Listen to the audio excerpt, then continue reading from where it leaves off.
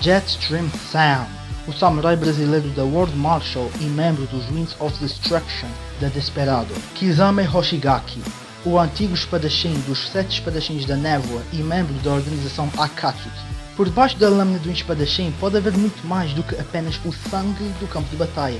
Estes 2 espadachins tiveram a sua vida alterada após uma traição, e o desejo de vingança foi a porta de entrada para uma vida cheia de dor e sofrimento que faria-os entrar em uma crise existencial sobre o seu verdadeiro senso de moralidade. Mas será que mesmo depois de tudo, eles ainda conseguem ser humanos uma única vez na vida? Bem, só existe uma forma de saber. Irei analisar os seus feitos, poderes e versatilidade para descobrir quem venceu num combate. E como de costume, é sempre importante destacar que isto aqui é apenas o meu ponto de vista e interpretação do que foi mostrado em ambas as franquias. Então qualquer dúvida ou ponto que achem interessante mencionar, sintam-se livres para dizer nos comentários, que eu irei ler com todo o gosto, mas com o mínimo de respeito, obviamente. Enfim, chega de discurso e vamos logo ao que interessa. Sejam bem-vindos a mais uma porrada mortal. Samuel Rodrigues era filho de um professor de um dojo brasileiro de Kenjutsu que ensinava sobre a técnica Uradashi, com foco em um estilo de luta mais violento. Até que um dos alunos do dojo, que tinha envolvimento com drogas, matou seu professor e pai de Samuel. Samuel Rodrigues fugiu do Brasil com a espada Murasama e começou a treinar arduamente desde então para obter vingança pela morte do seu pai. Depois de voltar para o Brasil e conseguir vingar-se com sucesso, Sam saiu do Brasil permanentemente e começou a agir como um mercenário, fazendo biscates, trabalho de guarda-costas e até exterminando vários cartéis. E uma hora ou outra ele ficaria famoso no submundo do crime como Minuano. E nesse meio tempo, Sam desenvolveu um forte senso de justiça e começou a eliminar várias gangues criminosas, uma por uma. Mas o seu maior foco estava na World Martial e na sua natureza de enviar soldados para morrerem enquanto os seus superiores apenas observam na sua zona de conforto, com o envolvimento do senador Stephen Armstrong no meio de tudo. Sabem, aquele dos memes do... O que Sam não esperava era que tudo isso era um teste, uma espécie de entrevista de emprego de Armstrong, com o intuito de saber se Sam era qualificado para entrar para os Wings of Destruction. E bem, não é que Sam era forte para um caramba mesmo? Ele é capaz de cortar helicópteros, derrotou Blade Wolf, bloqueou facilmente o braço de um Metal Gear Ray e cortou-lo em 2 como se fosse manteiga, e bateu de frente com Armstrong, consegue fazer lava sair do chão com pura força bruta. Mas por mais forte e habilidoso que Sam fosse, ele não conseguiu vencer Armstrong e sofreu uma derrota que custou-lhe o braço direito e deixou-o desmoralizado, consequentemente sendo convencido a juntar-se à sua causa e de que era impossível acabar com a corrupção no mundo. E desde aí, Sam começou a acreditar que ideais eram irrelevantes em batalha, onde apenas os mais fortes tinham o direito de decidir o que era certo e errado. E depois de receber uma prótese mecânica que aumentou a sua força física, Samuel Rodrigues passou a ser conhecido como Jetstream Sam. Durante o ataque à África ao lado de Sundowner, Sam enfrentou Raiden, que era forte o suficiente para fazer breakdance com 2 geckos nas pernas e parar um navio de guerra de dezenas de milhares de toneladas com um único braço, mesmo com o corpo todo danificado. Só que eu não diria que a luta entre eles foi exatamente equilibrada, já que Sam cortou o olho e braço esquerdo de Raiden, fê-lo entrar numa crise existencial sob o propósito da sua arma, e só não foi morto porque Sam foi interrompido, o que mesmo assim foi o suficiente para perturbar Raiden por bastante tempo. Apesar da sua personalidade relaxada e descontraída, o seu estilo de combate é feroz e agressivo, e o seu treino isolado fê-lo um espadachim habilidoso, capaz de fazer inúmeros cortes em instantes, bloquear um golpe de espada e contra-atacar rapidamente em seguida, consegue realizar pulos a distâncias consideráveis, consegue lançar cortes a longa distância, investidas rápidas e até um pulo duplo. E é assim que se faz uma ótima representatividade sem forçar a barra. E mesmo desarmado, ele consegue defender-se muito bem, só com as mãos, quando bloqueou e derrubou o Raiden no chão e conseguiu parar a sua espada de alta frequência ao ponto de fazer Raiden ter que aplicar mais força nos braços para Sam largá-la. E por coincidência, isso leva-nos à categoria de força, porque não só de habilidades vive um espadachim, por mais que essa seja a premissa. Momentos antes de Sam humilhar Raiden no começo do Metal Gear Rising, Raiden já era capaz de lançar um Metal Gear Ray a vários metros de altura e cortá-lo tranquilamente, repetindo esse feito contra outro Metal Gear Ray do tamanho de prédios. Depois de toda a confusão em África, o corpo de Raiden sofreu uma melhoria que aumentou ainda mais a sua força física, e só assim ele conseguiu rivalizar com Sam. Ou seja, é totalmente aceitável usar feitos de Raiden durante o jogo para mensurar a força de Sam, e isso inclui a vez em que ele cortou um jato enquanto ele estava em cima de outro jato e conseguiu erguer e lançar o Metal Gear Excelsior, arrancar o membro dele, ter uma luta de espadas, ganhar essa disputa e cortar o Metal Gear Excelsior. Tudo isso com o dito membro arrancado por Raiden. Enquanto isso, o Vegeta de Dragon Ball, que consegue destruir planetas e até galáxias, não consegue levantar um robô que pesa um pouco mais de 1000 toneladas. Sam, indiscutivelmente, está entre os mais rápidos da franquia. Ele não só consegue desviar e cortar balas em pleno ar, como também cortou o braço de Armstrong antes de ser totalmente revestido pelas suas... Sam consegue acompanhar Raiden, que é capaz de pular entre 13 mísseis quase instantaneamente. Mísseis esses que aparentam ser idênticos a um AGM-65 Maverick, que tem quase a velocidade do som. E ele repete esse mesmo feito em outra luta, mas com mísseis similares a um AIM-9 Sidewinder de velocidade Mach 2.5. E embora esses feitos tenham mais relação com força nas pernas, Raiden ainda conseguiu pensar e agir enquanto pulava entre os mísseis. Outro feito notável foi quando Raiden desviou-se do tiro de uma Railgun que foi dita ter uma velocidade de 100 km por segundo, o que seria Mach 294. E como essa era uma versão muito inferior em comparação com Raiden no auge, não seria muito forçado supor que tanto Sam quanto Raiden no final do Rising teriam pelo menos o dobro desse tempo de reação. Mas mais impressionante é o modo Zandatsu, que faz com que Raiden seja capaz de realizar dezenas de cortes enquanto o tempo fica praticamente parado na sua perspectiva, o que fica mais visível contra Monsoon, onde dá para notar perfeitamente que as gotas de chuva estão a cair muito lentamente. Eu não faço a menor ideia de como calcular esse efeito corretamente, então eu vou só usar o cálculo de Death Battle com resultados de quase 12% da velocidade da luz. O modo Zandatsu faz tudo ao redor de ficar 50% mais lento na perspectiva de Raiden e de Sam, o que, em outras palavras, significa que o tempo de reação de ambos duplica e que, naturalmente, eles podem reagir a quase 6% da velocidade da luz sem o modo Zandatsu. O modo Zandatsu também consiste na técnica de cortar e pegar ao encontrar uma brecha para cortar e depois pegar na coluna de algum cyborg, que no caso de Raiden e Blade Wolf serve para recarregar. A Murasama foi modificada por Sam para que tivesse a mesma função da lâmina de alta frequência de Raiden de vibrar em alta frequência para enfraquecer as ligações de partículas de tudo o que corta. Ou seja, tudo o que a espada toca fica cada vez mais fraco a cada ataque. Apesar de não ter demonstrado muitos feitos de resistência, Sam já aguentou diversos socos de Armstrong e escala para Raiden, que aguentou um soco que destruiu o que restava do Excelsior. Sam também é esperto, e digo isso pelo facto de que ele conseguiu perceber a presença de Blade Wolf, que estava camuflado, e conseguiu defender-se dele mesmo praticamente invisível, o que dá a entender que ele prestou muita atenção no som ao redor. Quando ele cortou o braço de Armstrong, ele deixou o braço num formato triangular, que fez Armstrong perfurar o braço de Sam. E quando ele enfrentou Raiden pela primeira vez, dá para notar que ele cortou de forma plana, o que também mostra que Sam aprende com as suas batalhas anteriores. No primeiro round, Sam percebeu que Raiden estava a negar o verdadeiro propósito da sua arma, que era o de satisfazer o seu gosto por matança, mesmo que Raiden afirmasse que era uma ferramenta de justiça para proteger os mais fracos. Depois de humilhar Raiden, Sam fala questionar se os soldados que ele mata também não seriam vítimas forçadas a lutar contra a sua vontade. Raiden inicialmente nega isso, pois, diferente das crianças que Armstrong usava para criar máquinas, ele acreditava que os adultos decidiram por escolha.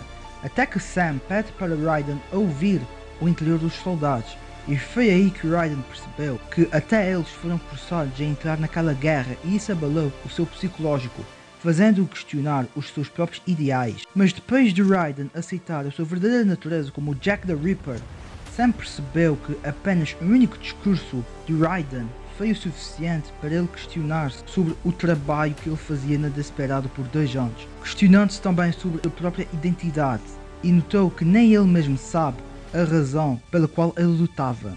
Sam então decidiu enfrentar Raiden novamente em um segundo round até à morte. A luta foi muito complicada para ambos, mas no final Raiden venceu por uma leve vantagem e Sam foi morto. E surpreendentemente, ele era quase totalmente humano, com exceção do seu braço direito. Mas para surpresa de Raiden, aquela luta na verdade foi uma aposta de Sam, em que se ele fosse o vencedor, ele seguiria com a sua vida normalmente, mas se Raiden fosse o vencedor, o bloqueio da Murasama seria retirado em algumas horas para Raiden poder usá-la e impedir Armstrong de causar uma guerra económica. E graças a Sam, Raiden conseguiu impedir uma guerra ao derrotar Armstrong com a Murasama que, nas mãos de Raiden, conseguiu passar pelas nanomáquinas, coisa que a lâmina comum de Raiden não conseguia. E depois de matar Armstrong, Raiden seguiu o seu próprio caminho. No cenário repleto de máquinas e ciborgues, Jetstream Sam era o mais humano dentre todos eles, e mesmo perante tantos erros e de uma crise existencial, ele foi importante, não só para o desenvolvimento de Raiden, como também para que tudo terminasse bem, e assim Sam passou os seus últimos momentos da sua vida como um verdadeiro ser humano. Kisame era um ninja da vila de Kirigakure que foi designado pelo seu mestre Fuguki Suikazan dos Sete Espadachins da Névoa para participar do esquadrão secreto de inteligência Angobo, a qual ele foi instruído para proteger os seus colegas. Em uma missão, o grupo de Kisame foi atacado por outro grupo de ninjas de Konoha, e para evitar o risco de divulgação de informações, Kisame fez outra coisa que também foi designado, que era matar os seus colegas para preservar as informações e impedir que fossem expostas. Mas mal sabia Kisame que era o seu próprio mestre que vendia as informações para outras vilas rivais, e com raiva de ter sido obrigado a assassinar os seus companheiros por nada, Kisame matou Fuguki pela sua traição. O quarto Mizukage, Yagura Karatachi, aparece bem na sua frente e elogiou a sua lealdade, e que a partir daquele momento Kisame seria o mestre da Samehada e membro dos Sete Espadachins da Névoa. Mas Kisame já tinha deixado de acreditar na sua lealdade à vila quando matou os seus companheiros e sentiu que a sua vida não era nada mais além de uma farsa.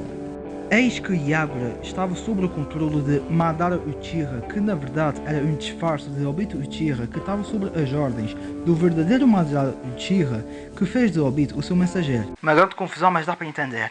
Obito explica sobre o plano do Olho da Lua e que precisava de ninjas poderosos para ajudarem no seu plano, e dá para notar que Kisame tinha o perfil ideal para entrar para a Akatsuki.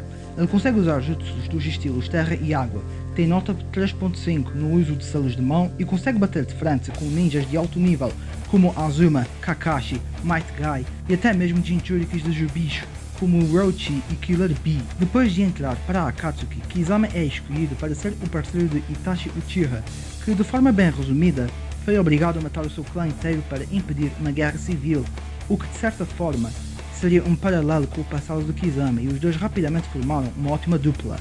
Kisame rapidamente recebeu o título de Biju sem cauda pela sua quantidade de chakra tão extensa que até Neji Hyuga de Konoha, que consegue ver chakra dentro de qualquer ser vivo com o seu Byakugan, afirmou nunca ter visto ninguém com tanto chakra além de Naruto Uzumaki, e já foi afirmado em outra ocasião que o volume de chakra de Kisame era de nível Jinchuriki.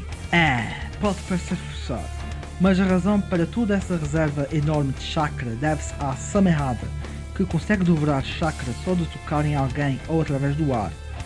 Só para terem uma noção, Kisame bloqueou um ataque de Killer Bee e só dele tocar na Samehada com a sua lâmina, o chakra dele já estava a ser devorado. Sim, até na defensiva essa espada safada devora chakra. Tenho quase certeza de que a Samehada é a reencarnação de algum protagonista de Shonen. Isso faz de Naruto um Isekai? O chakra em Naruto funciona como se fosse o Ki de Dragon Ball, energia vital interna que pode ser usada para criar técnicas ninja chamadas de ninjutsus, com variações de diferentes elementos da natureza, e Kisame usa principalmente jutsus do estilo água, como a bomba do tubarão de água que causa um dano considerável ao acertar o alvo, ou vários clones de água que, diferente dos clones das sombras de Naruto, os clones de água de Kisame podem receber diversos ataques sem serem desfeitos. Além disso, Kisame também é capaz de criar 5 tubarões famintos que funcionam exatamente igual à bomba do tubarão de água, uma onda de impacto explosiva que permite Kisame cuspir uma quantidade enorme de água e mudar o terreno da batalha para obter mais vantagem, e uma prisão de água para prender um único alvo apenas com uma mão, mas que requer que o usuário fique parado e não realize outros jutsus, e sempre que ele precisar de mais mobilidade por baixo de terra, ele também pode usar um jutsu do estilo terra para mover-se livremente pelo solo, como se fosse um tubarão debaixo de água. Mas não só de poderzinho vive uma personagem de anime, apesar de ser o mais comum. Kisame é fisicamente forte. Ele já colidiu com Killer Bee com o manto do chakra do Hashibi, e o seu clone de água deu um soco tão forte em Gai que fez-lo cuspir sangue. Might Guy deve ser pelo menos tão forte quanto Naruto no modo Senin, que conseguiu levantar e atirar um rinoceronte gigantesco revestido de metal a dezenas de metros de altura. Por meio de cálculos, esse rinoceronte deve ter em torno de 250 toneladas, e isso sem contar com a armadura de metal. E como Naruto não demonstra muito esforço e atirou a dezenas de metros, não seria exagero supor que a força dele nessa época fosse próxima de 1500 toneladas mais ou menos. E lembrem-se que essa seria a escala de força de Kisame com 30% de chakra, o que significa que a força de Kisame no auge seria de 5000 toneladas, ou exatamente 125 vezes maior do que as 40 toneladas que o Goku não conseguiu levantar na forma base. Kisame também é notavelmente rápido. Ele conseguiu bloquear um lápis atirado por Killer Bee e acompanhou o mesmo, que é tão rápido quanto o quarto Haikage, que é tão rápido quanto um raio. Kisame escala para Kakashi, que bloqueou o raio de Kakuzo, e o facto de Kisame ter enfrentado o Might Guy, que é tão rápido quanto Kakashi, só complementa ainda mais essa escala de velocidade. Então faz sentido o Kisame ter a velocidade de um raio.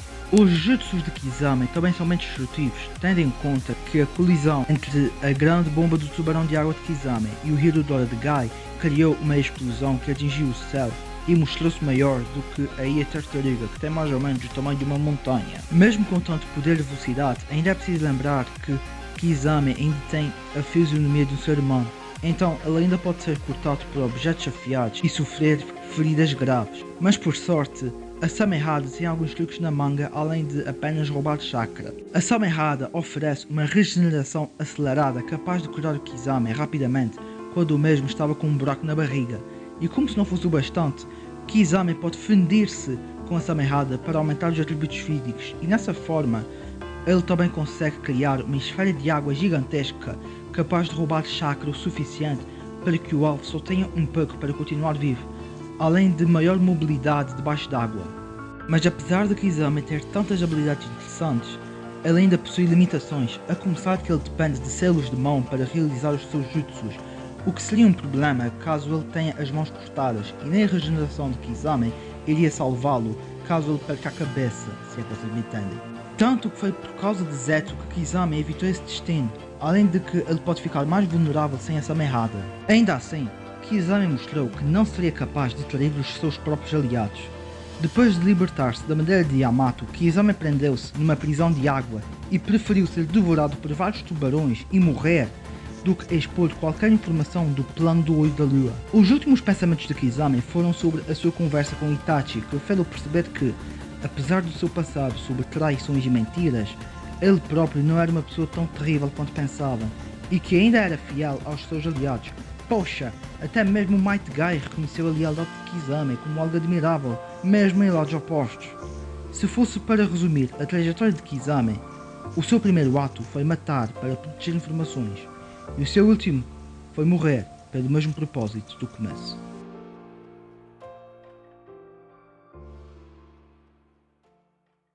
Primeiramente, eu tenho a certeza de que mais alguém que usa espada vermelha, uma máscara no rosto, cortou o braço de alguém e tem uma bainha que funciona como um rifle já apareceu por aqui antes. Não, esquece, deve ser só impressão minha mesmo. PQP, o Adão voltou do quinto dos infernos pra me solar e sem o roteiro malevolente de roster teta eu não consigo tancar. Socorro Yang. Oxi, sai fora mancar kkkk toma 1% do meu. Por mais estranho que possa parecer, esta luta é bem mais interessante do que parece no começo. Em termos de força física, Sam é muito superior, já que a maior escala de Kisame seria de 5000 toneladas no máximo, enquanto uma versão muito inferior e debilitada de Raiden para um navio de guerra de dezenas de milhares de toneladas. E em uma comparação mais direta, Kisame escala para Naruto no modo Senin, que atirou um rinoceronte gigantesco, enquanto Sam humilhou Raiden, que fez a exata mesma coisa com o Metal Gear Ray muito maior e muito mais pesado. Kisame, por outro lado, sobreviveu a uma explosão maior do que a tartaruga, enquanto Sam escala para Raiden, que sobreviveu a um soco de Armstrong, que destruiu o Metal Gear Excelsior, que, mesmo que seja enorme, ainda é um feito muito inferior em comparação com o de Kisame. A coisa complica um pouco em velocidade, já que Kisame pode mover-se a velocidade no raio, enquanto Sam pode reagir entre 6 a 12% da velocidade da luz, o que seria uma faca de 2 gumes, pois a velocidade de Kisame não faria-o pegar Sam de surpresa, mas Sam também não poderia viajar a altas velocidades para acompanhar Kisame numa corrida. É mais provável que Sam tenha mais vantagem no combate físico, por ele ser fisicamente mais forte, poder reagir a percentuais da velocidade da luz e, mesmo com a resistência absurda de Kisame, a Murasame pode vibrar em alta frequência e cortá-lo sem problemas, já que Kisame mostrou-se vulnerável a cortes. Além de que Sam é um espadachim melhor em comparação. Porém, ainda é preciso lembrar que Kisame tem uma grande versatilidade de jutsus e ele dificilmente iria preferir manter um combate mano a mano e poderia mover-se pelo solo para pegar distância e atacar de longe com jutsus mais ofensivos, como a bomba do tubarão de água ou com a sua variante que lança 5 de uma vez. E por mais que Sam tenha capacidade para desviar-se desses jutsus ou até mesmo cortá-los, ainda iriam dificultar a luta para Sam, ainda mais porque os cortes a longa distância de Sam requerem algum tempo, mesmo que curto, que daria tempo para Kisame desviar. Sam mostrou que consegue entender bem o seu adversário ao observá-lo atentamente em combate, e não seria difícil ele perceber que Kisame precisa de selos de mão para realizar os seus jutsus, o que já seria de grande ajuda para Sam, mas mesmo que ele fosse cortar só um braço de Kisame, ele ainda seria capaz de realizar jutsus apenas com uma única mão, e a Samehada iria ajudá-lo a regenerar-se. Cortar a Samehada até que seria uma possibilidade plausível, tendo em vista que, mesmo que a Samehada seja uma espada poderosa, nada impede que ela seja enfraquecida e despedaçada por uma espada que vibra em alta frequência. Só que ainda seria arriscado pelo facto da Samehada devorar chakra só de tocarem nela, e mesmo que Sam não tenha chakra especificamente, ele ainda tem energia vital, que é justamente o que é o chakra em Naruto, e roubar a Samehada seria inútil, já que Gai tentou o mesmo e ela soltou espinhos para fora e só pode ser usada pelo seu dono.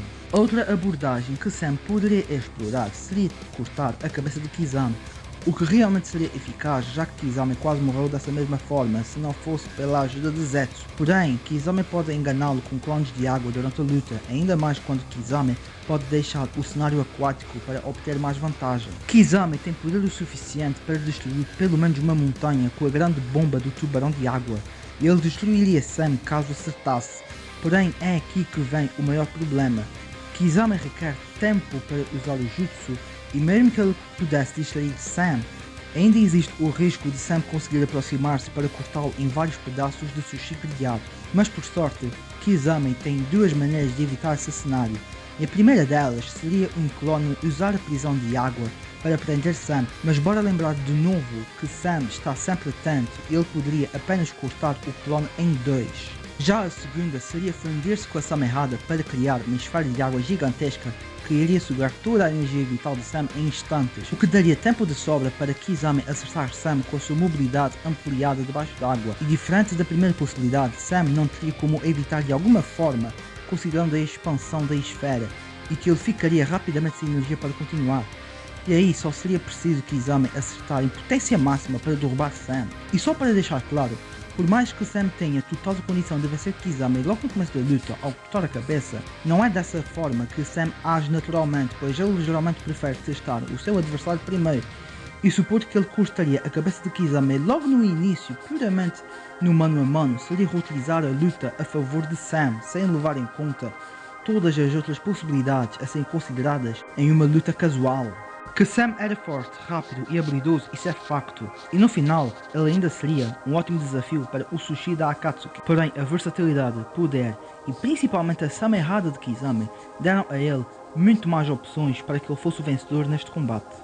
Bem, parece que não é hoje que veremos um samurai brasileiro fazer sushi de peixe ninja. O vencedor é Kisame Hoshigaki.